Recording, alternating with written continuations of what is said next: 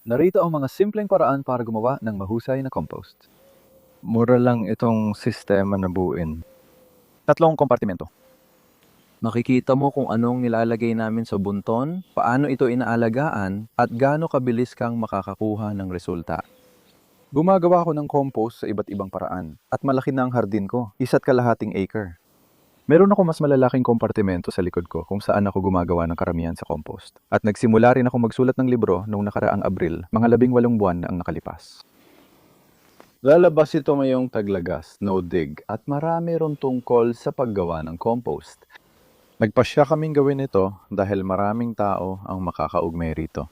Kaya ang laki ay pang-allotment, mas maliit kaysa sa malalaking hardin. Kung maliit ang hardin mo, pwede kang gumamit ng kompostera, gaya ng Dalek, at pareho lang ang prinsipyo sa pagbuo ng sangkap.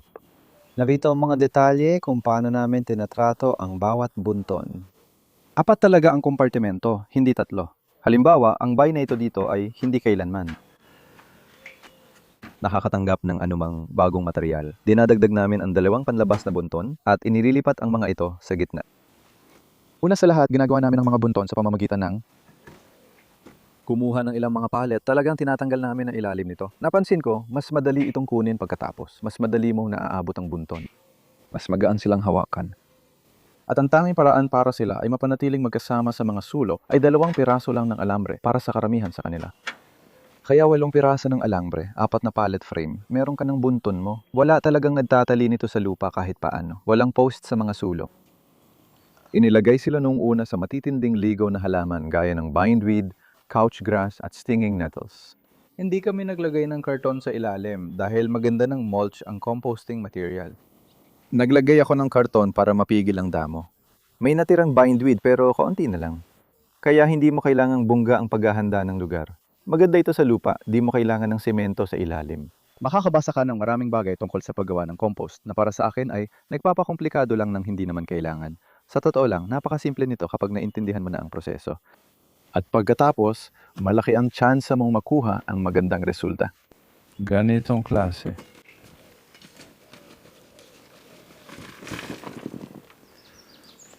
Kaya 4.5 buwan na yan.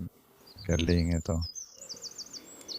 Sa bunton dun, na napuno sa pagitan ng Marso at Abril. Mga 2 buwan namin pinupuno ang bawat bunton. Ganyan lang talaga ginagawa namin dito. 3 o 4 na buwan bago mapuno ang isang bunton at ayos lang yon.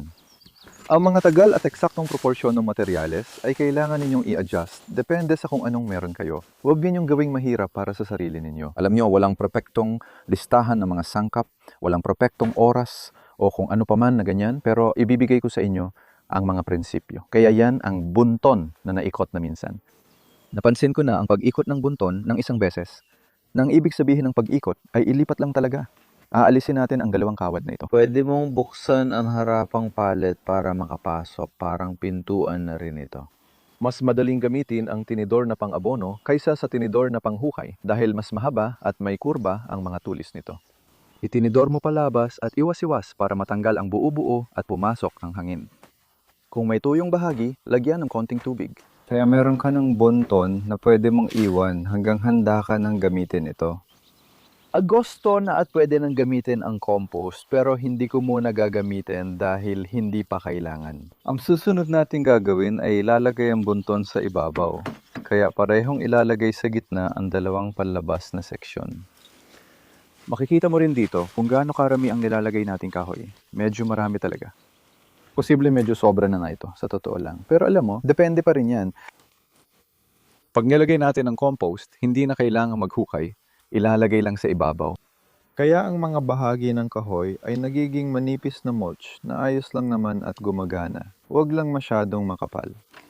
Hindi na namin sinasala ang compost bago gamitin. Direkta lang namin itong nilalagay. Sa tingin ko, mas marami talaga tayong kahoy dito. Yun lang ang huling patong. Kung bababa ako ng kaunti, ayan, makikita natin. Medyo mainit ang temperatura dyan at may kaunti pang hindi pa nabubulok. Parang tangkay ng brassica siguro. At lahat ng ito ay ililipat sa gitnang bahagi at ilalagay sa ibabaw ng nandoon na. Ayos lang yan. Nakikita namin ayos na ayos lang yan dahil hindi magtatagal at handa na rin itong gamitin. Kaya sa totoo lang, pagdating ng Oktubre o Nobyembre, maaari na naming ilipat ito, ilagay sa mga taniman, at magkakaroon kami ng 1 toneladang magandang compost. Ang ipinakita ko sa iyo ay 2 buwan at kalahati pa lang ang edad. Kaya ginawa yon noong Marso o Mayo at Hunyo. Nagagawa ko na ito sa loob ng 2 buwan.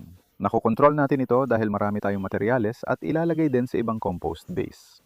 Nakakatulong lang ito para malinaw ang pwede mong gawin at paano ito gagawin. Kaya ito na ngayon ay ilalagay sa nag-assemble ng bunton at may ilang timba ako ng mga materyales para ipakita ang ilang bagay. At napapansin mo rin na may karton kami sa paligid ng gilid. Alam kong salungat ito sa karaniwang payo na dapat may siwang ang gilid ng compost heap para pumasok ang hangin. Nalaman ko na hindi pala totoo yon. Ed, ayaw mo talaga nun. Isipin mo, sa tag-init, kung papasukan ng hangin ang compost heap mo, matutuyo lang ito, gusto mo basa. Kaya nga, ang karton ay tumutulong na mapanatili ang halumigmig sa loob at pinananatili rin itong mainit-init ang paligid ng compost heap. Nagsisilbi rin itong insulasyon. At unti-unti itong nabubulok at idadagdag natin ito sa compost heap kapag hindi na ito nagsisilbi sa layunin nito. Isa iyon sa posibleng sangkap. Pagkatapos nito, nilagay ko ito dito. Babanggitin ko lang ito dahil nandito na rin naman. Optional lang ito, bala kong gawin ito sa susunod na magbuo tayo ng bunton. Kung may anumang bagay sa gitna, sapat na nga ang isang poste ng bakod. Pagkatapos, alisin ito matapos mapuno ang bunton. May butas ka na para sa hangin. Optional lang ito, marami kang pwedeng gawin at gusto ko ang mga komento sa mga video na ito. Maraming salamat sa lahat ng naiambag ninyo dahil yan ang napansin ko sa paggawa ng compost. Halos lahat ng tao ay may kanya-kanyang paraan ng paggawa nito at napakaraming iba't ibang bersyon at natututo rin ako mula sa kanila. At basahin nyo rin talaga ang mga komento dahil alam nyo, maraming magsasabi na maraming magagandang impormasyon doon. Kaya ano nga ba talaga ang nilalagay mo at sa anong mga proporsyon? Babagitin ko muna ang tungkol sa paglalagay ng mga patong. Ang paglalagay ng patong ay hindi sagrado at di kailangang sundin. Pero iba-iba kasi ang mga sangkap. May tuyo, makahoy, sariwa at madahon. Maganda kung maglalagay ka ng malaking dami ng isa sa mga kategoryang yon. Halimbawa, nagagapas ka ng damo at marami kang naipong pinutol na damo. Maglalagay ako ng patong na mga 7 sentimetro siguro. Tapos isang manipis na patong, mga 1 o 2 sentimetro ng ibang bagay. Mga maliliit na sanga, gusot na papel, karton, at mga katulad nito. Tuyong dahon at ibang tuyong bagay na kayumanggi at hibla-hibla ay mas kaunti.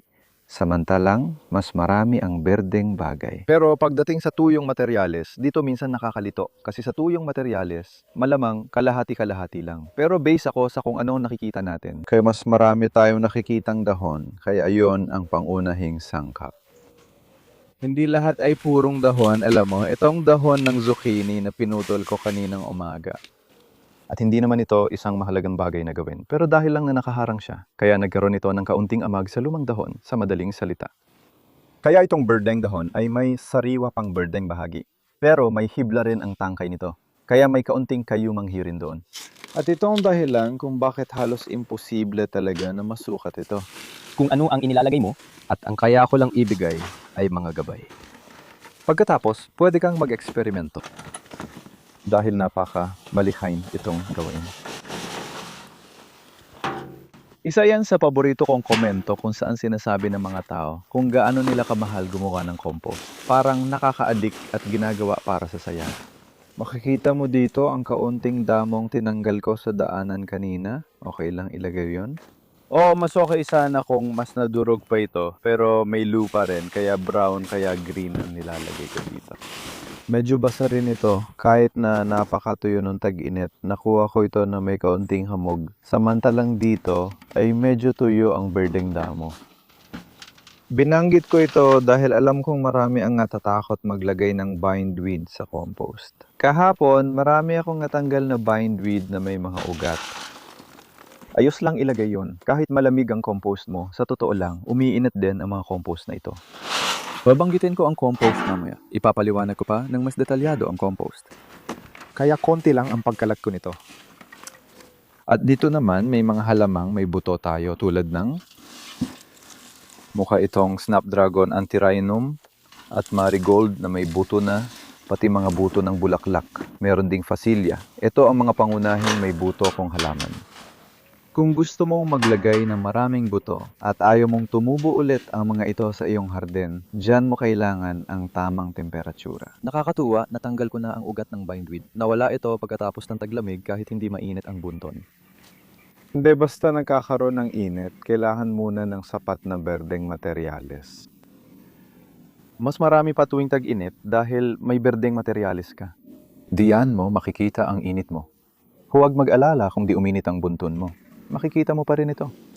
May thermometer kami na nagpapakita ng tamang temperatura. Ideal ang 55 hanggang 70 na temperatura dahil kayang patayin ang buto ng damo nang hindi masyadong mainit.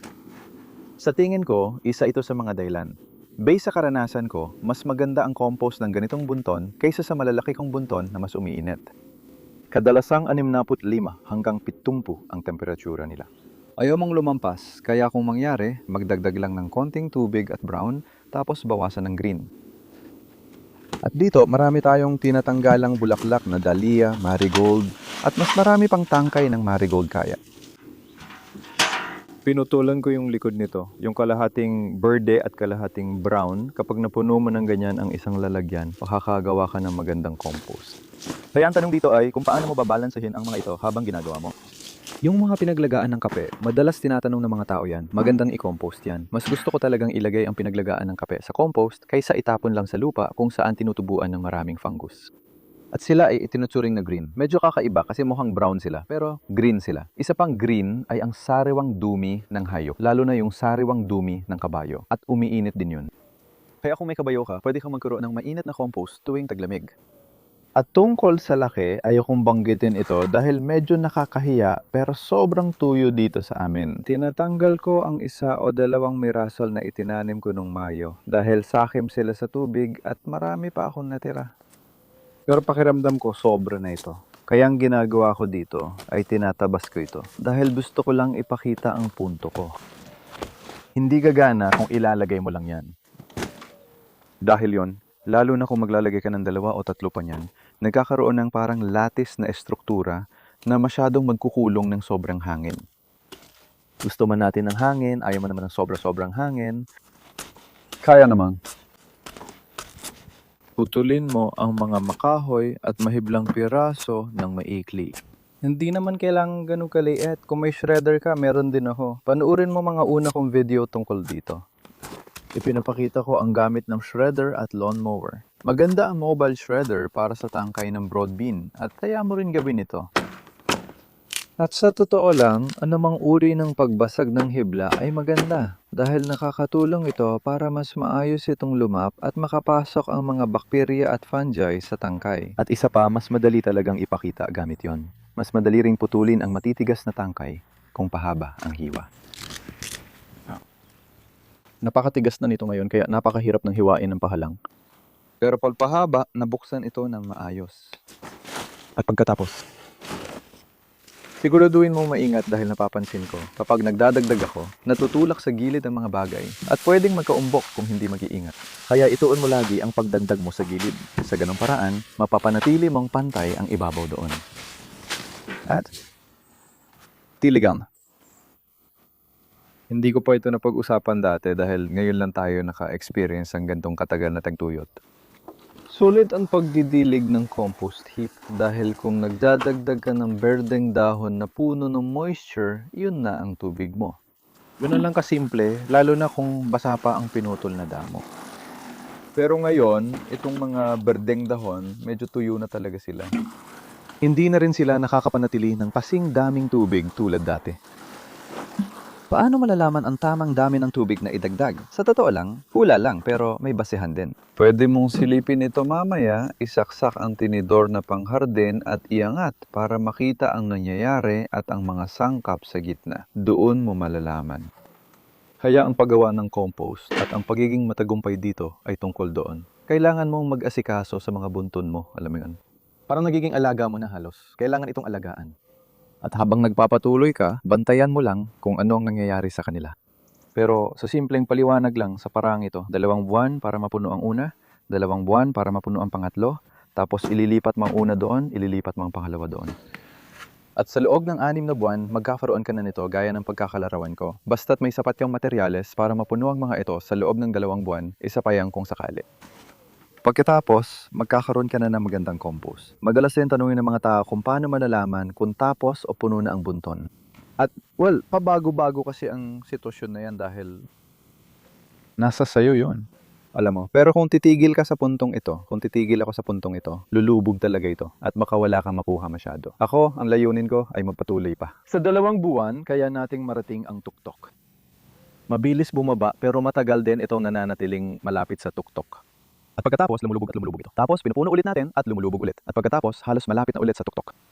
Makikita mo ng level doon, halos 3 kapat na ang puno ngayon. Sa huling yugto ng composting, kalahati na lang ito ng orihinal. Kaya mag-enjoy sa paggawa ng compost at sa paggamit ng mga prinsipyong ito. Talagang nakakatuwa ito.